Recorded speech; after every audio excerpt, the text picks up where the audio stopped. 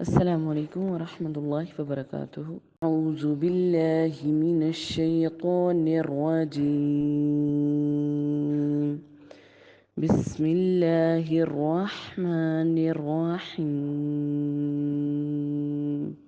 هل أتاك حديث الغاشية؟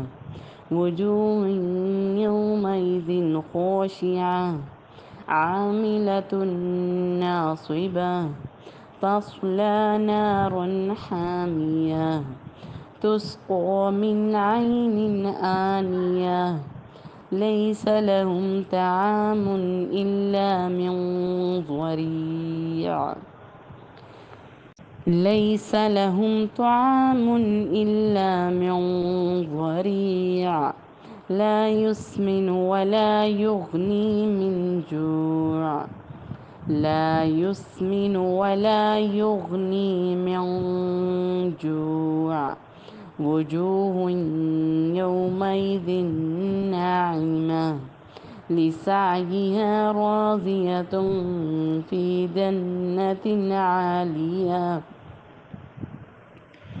لا تسمع فيها لاغية فيها عين جارية فيها سرر مرفوعة وأكواب موضوعة ونمارق مصفوفة وزرابي مبثوثة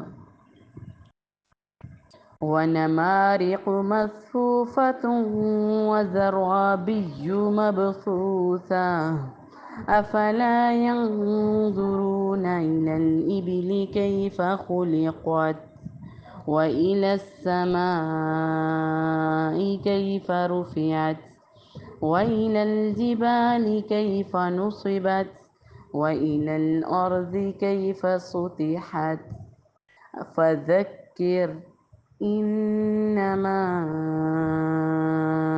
أنت مذكر لست عليهم بمسيطر إلا من تولى وكفر فيعذبه الله العذاب الأكبر إن إلينا إيابهم ثم إن علينا حسابهم.